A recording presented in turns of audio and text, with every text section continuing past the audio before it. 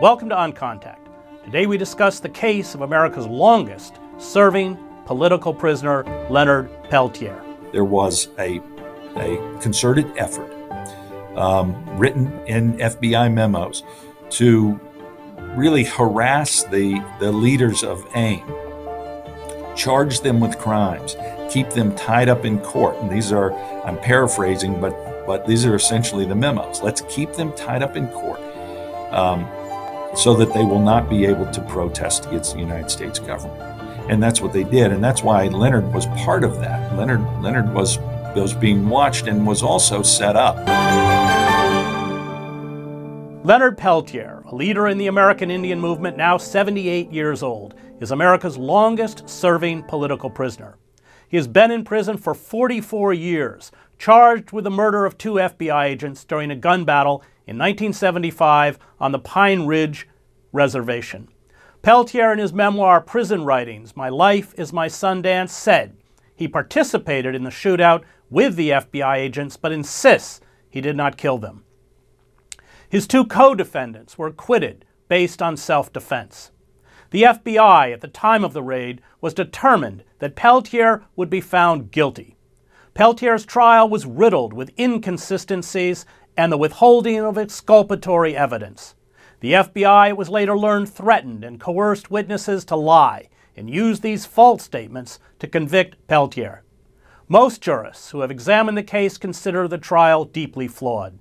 Over the years, numerous world leaders, including Pope Francis, the Dalai Lama, Mother Teresa, Archbishop Desmond Tutu, Nelson Mandela, and Coretta Scott King, have called for his release.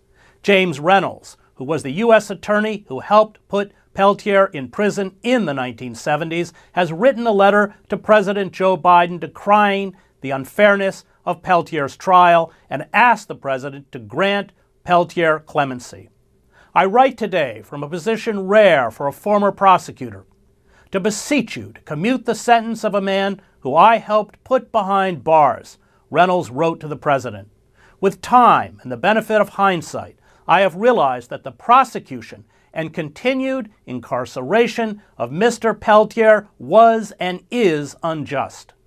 We were not able to prove that Mr. Peltier personally committed any offense on the Pine Ridge Reservation. He added that granting clemency would help mend, quote, the broken relationship between Native Americans and the U.S. government. I urge you, he wrote, to take a step towards healing a wound that I had a part in making. Peltier, who is in a Florida prison and who became eligible for parole in 1993, is in very poor health. If Peltier is not released soon, he will most likely die in prison, serving his 2 life sentences. Joining me to discuss the Peltier case is Kevin Sharp, a former federal judge and one of Peltier's lawyers. So, Kevin, how did you come to this case? And I just want to throw in, for people who may not know, you resigned your federal judgeship after 6 years because you were being forced under the law, under 3 strikes you're out, to send people to prison for life that you felt did not deserve life, and that your hands were tied. So you come to this with great integrity, of course. But how did you come to this case? Well, it's interesting because it all starts from the issues that I had with mandatory minimums. And I had sentenced a young man, 23-year-old young man named Chris Young, to life in prison on a 3rd strike for a nonviolent drug offense. And that was really the catalyst that led me to ultimately resign my lifetime appointment and start working toward criminal justice reform. Ultimately, we were able to get clemency for Chris Young, and he is out today. I had the good fortune to meet him at the airport when he returned, and he did not die in prison, and we were able to get him out.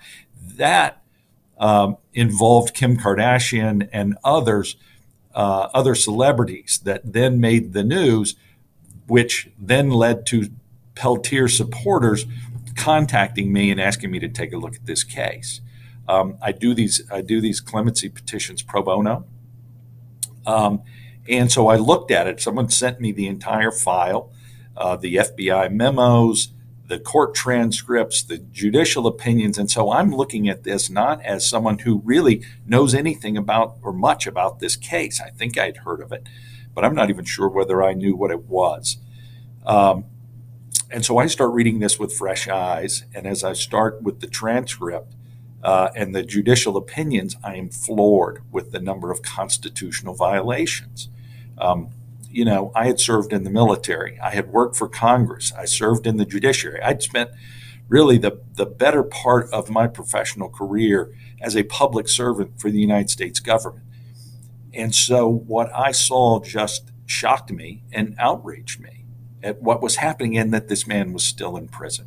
And that's what led me to then say, well, okay, what can I do? And I took on Mr. Peltier's case. Before we go into the legal anomalies, of which there are many, Right. Let's talk about what life was like on Pine Ridge in the 1970s. You had a tribal government led by Wilson, the Goon Squad. It was a reign of terror. I think within 2 years, 60 residents of Pine Ridge were allegedly murdered by these enforcers. They were given weapons and support by the FBI. But talk about that kind of climate of terror, because it's important to the case. Right. You really can't understand Pine Ridge without understanding the history and what brought everyone to that place on, June 26th, 1975. You have to understand the 1970s and the violence and turmoil that was taking place. And then you really need to understand the history of the American government's relationship, if you can call it that. It's at least its dealings with the Native American community. And so you had hundreds of years that had kind of led you to this place. You need to understand the first Wounded Knee, and then understand what happened at Wounded Knee in 1973, and then understand the violence that was taking place in and around Pine Ridge because of the Goon Squad that you talked about. So in some ways, it's very much like Vietnam, that you've got the United States government having picked a side in local disputes between what was known, they called themselves the Goon Squad, the Guardians of the Oglala Nation, and the traditional Native Americans that lived there. And so there was tension between those two groups. The United States government, for obvious reasons, picked the side that continued to lease land back to them, right? That did not resist what the United States government wanted to do there. And you dropped in young agents, federal agents, armed, who had no understanding of the history of the people of that area, and it became very violent. They were providing, as you mentioned, weapons, ammunition, intelligence to the Goon Squad, who did whatever they wanted to do to the population. And so the place was a powder keg. The federal agents went from about half a dozen at one point up to over 100 federal agents, which then added to the tension of the area. And so it was, of course there was going to be violence in the area. You cannot support that group and create what was known as the reign of terror and not expect something like this to happen. And what was the blowback? Peltier did not grow up on Pine Ridge. He was one of those Indian AIM activists who came from the outside. Right. So Leonard had come in. AIM was invited or asked to come to Pine Ridge because the federal government was not providing any protection or assistance to the traditional Native Americans that were there. And so they asked AIM members to come in and help them. And so that's what had happened. There was also a trial going on in Custer related to some riots earlier. But that's why Leonard and Dino Butler and Bob Robideau were there. They were there to help the traditionals who lived there. And you know, they were there camping on Jumping Bull Ranch. And that morning, for whatever reason, two agents came onto the reservation. They claimed to have been wanting to serve a warrant on a man named Jimmy Eagle, who was wanted for stealing a pair of cowboy boots. Well, I question whether or not that's even a federal crime that the government should be getting involved in. It was a pair of cowboy boots. There better have been some really nice cowboy boots. They didn't seem to be too concerned about the murders that were taking place, but they were worked up about Jimmy Eagle and radioed in that they were following a red pickup truck that fit the description of Jimmy Eagle's pickup. That's when, having followed this truck onto the reservation, that's when the shootout started. The agents were in unmarked cars and in plain clothes. It was you were unable to distinguish them from goon squad members, right? And so anytime there are cars or people pulling onto the reservation that are known not to be part of that group that lives there, there's going to be tension and a shootout started. No one knows who fired the first shots. No one knows who shot the agents. And also, it's worth mentioning there was another individual, a young Indian, a 21-year-old boy named Stuntz, who was also killed. No one investigated his killing. And that's kind of where we are. There was a shootout. The United States government ultimately admitted they do not know who shot the agents. They don't know any more about it than anyone else. But someone had to be charged and convicted. Two agents were dead, and so was Mr. Stuntz. And so that then leads to this domino effect that ultimately results in let's convict Leonard Peltier at any cost. This is not about let's find out what happened. Sorry, I want to go back because Peltier was a person of interest for the FBI for some time. He had been, because he was a leader in the American Indian movement, and he was clearly under surveillance. He'd been followed. He'd been targeted before this event. Well, that's right, as had other members of AIM, right? So COINTELPRO, you have to go back to all of this. It takes you back to J. Edgar Hoover days.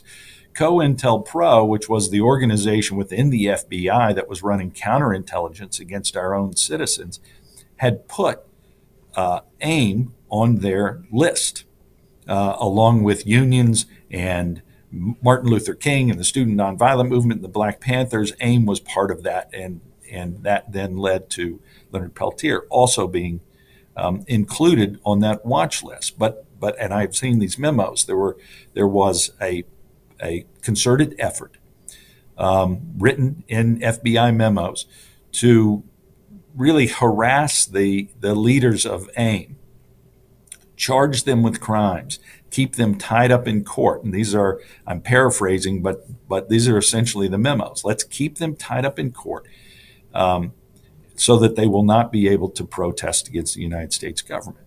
And that's what they did. And that's why Leonard was part of that. Leonard was being watched and was also set up. So one of the things that happened with Leonard, and part of the problem with his trial for the Pine Ridge shootout, was that he was charged with attempted murder in Milwaukee, which was all a setup as part of the United States government's efforts to keep them tied up in criminal proceedings so that they could not protest their own treatment. And so he had been attacked in a diner in Milwaukee by undercover police officers or off-duty police officers, and then charged with attempted murder of those police officers. Now, that trial wouldn't take place until after his Pine Ridge trial. But the judge in the Pine Ridge trial let in the evidence that he had been charged with attempted murder, which was something that was very unusual and highly prejudicial to tell a jury he's been charged with attempted murder. He's a bad guy. He was ultimately tried on that, and it came out that the whole thing was a setup. In fact, one of the police officers that had attacked him had so hurt his own hands that he was off work for 3 weeks because his hands were all broken from beating Mr. Peltier. But ultimately, one of the police officers, the girlfriends who was there that night, came forward and said, no, this was a setup. He saw Mr. Peltier and his associates sitting over in the corner and told us exactly what he was going to do. And then they went and did it. So those were the kind of tactics that were being run against them.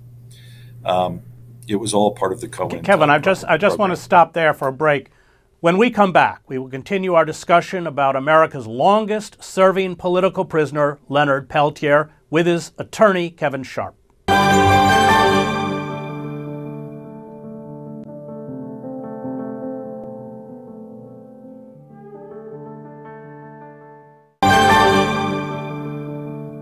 Welcome back to On Contact. We continue our discussion about the political prisoner, Leonard Peltier, with his attorney, Kevin Sharp. So let's go into the trial. I think you laid out what the environment was like, but the egregious violations were numerous. Perhaps you can tell us what they were. Well, and part of that, you have to understand the first two trials, because Leonard fled to Canada, believing, rightfully so, that he couldn't get a fair trial in this country. He fled to Canada. Canada would not extradite him because there was not enough evidence. Really, there was no evidence that he had killed anyone. So the case had been transferred to a judge in North Dakota, and he went ahead and tried Leonard's two co-defendants, Mr. Robideau and Mr. Butler. He also this judge let in the evidence of the reign of terror that we talked about earlier, the FBI misconduct, the threats and intimidation. Part of the way they were able to get the indictments against them was to get three young boys who were there that day to lie about what they saw. And so by lying to the grand jury, they were able to get the indictments. Those three individuals recanted that testimony during the first trial. And that, along with the evidence of the reign of terror and the FBI's involvement in that, and some of the other information, things that we've talked about today, the jury acquitted them based on self-defense. So now you've got a very angry U.S. Attorney's Office and FBI, that the people they claimed had killed these and their agents had been acquitted based on self-defense. And so there's another FBI memo that says it's now time, based on what happened, we have to turn the entire resources of the United States government into convicting Leonard Peltier, right? Not into finding out what happened, not finding out who shot who, into convicting Leonard Peltier. But the first thing they've got to do is get Leonard back from Canada. Canadians won't extradite him. There's no evidence. So they need some evidence. And what they do is they get a woman named Myrtle Pourbaix to sign an affidavit saying she is Leonard's girlfriend. She was there that day. She saw Leonard shoot them.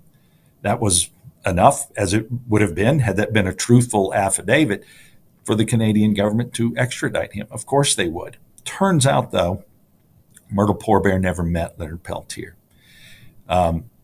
And she wasn't there that day. She had no way of knowing who Leonard was.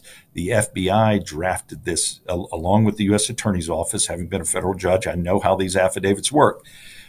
That ultimately the FBI drafted this affidavit, handed it to Myrtle Pourbaix, and told her to sign it. Otherwise, they were going to take her child away from her. She had a young daughter.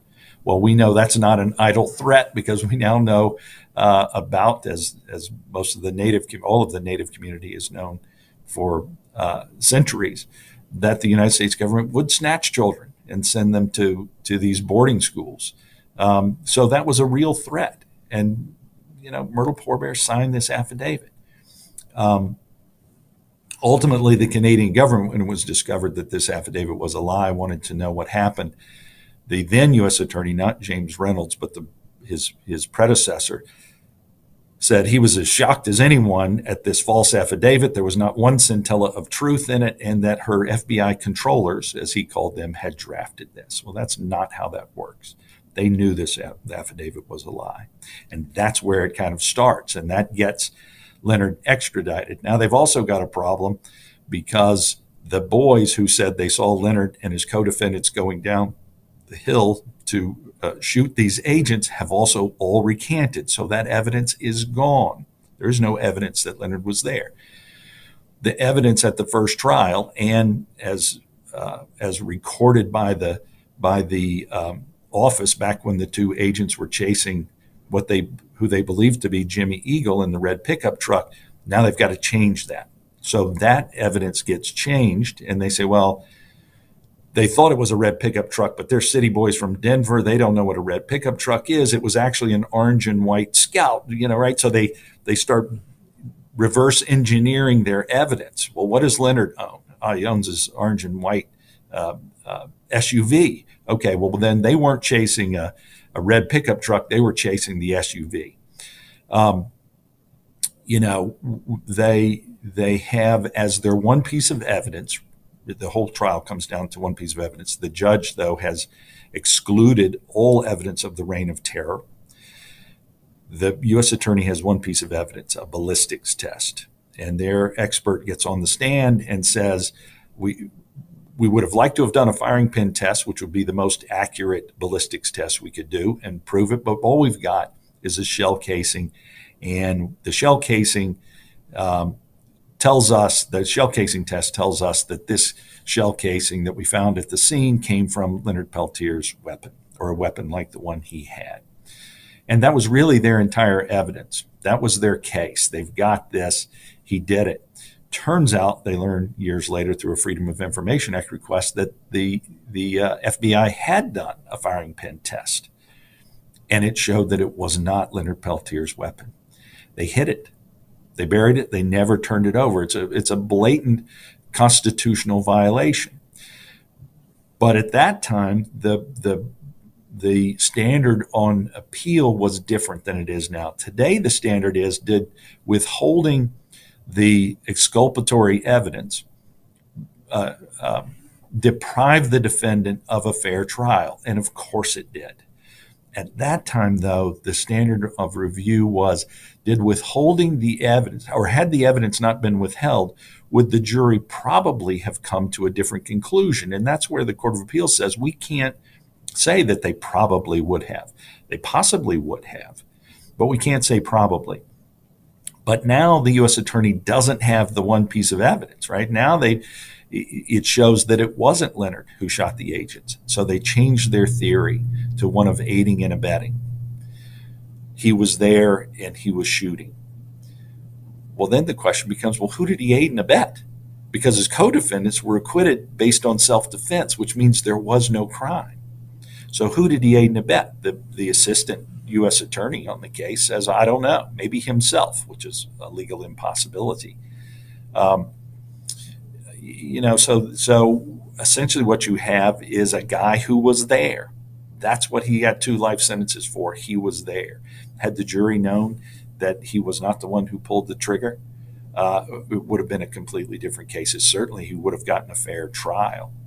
And that's what the Constitution requires. Just give the man a fair trial. Instead, you've got someone who spent, over 4 decades in prison for a case that, Mr. Reynolds acknowledges they don't know what happened, and there's no evidence that he did it. I want to talk about the FBI because there was a possibility of clemency. It was on Clinton's desk, was raised with President Trump, President Obama, and the FBI has consistently intervened to block any clemency. Can you talk about that process?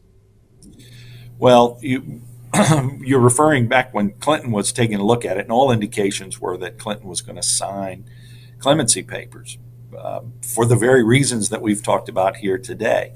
FBI agents, some retired, some active duty, picketed the White House. Now, set aside the legality of on-duty FBI agents picketing and marching in front of the White House, but that obviously had a chilling effect. President Clinton had his own problems, as we all had to hear about for years and years, that probably made him very nervous about doing that. It's my understanding that the papers were in fact on his desk the last day that they were going to be signed, and he probably, it's all speculation, but we probably all have a pretty good idea of why he did it. You don't want to be seen as someone who is opposing what the FBI wants. We have less information about what happened with President Obama, but likely the same thing. The FBI is a very influential constituency of the President of the United States. Politics plays a role. Politics become more important than the Constitution at this point. I get a lot of grief for this, but I believe that I am consistent on these things. I supported General Flynn's position that the charges should be dropped, or at least his guilty plea withdrawn, because they withheld exculpatory evidence. Regardless of what you think about General Flynn, it's what do you think about the Constitution? And I think the Constitution means something. And it means something here for Mr. Peltier, just like it does for General Flynn and anyone else who finds themselves in this position. And so with President Trump, we had some really productive, I thought, conversations going right up until the end. At the end of the day, for all of his talk, he cares what the FBI thinks.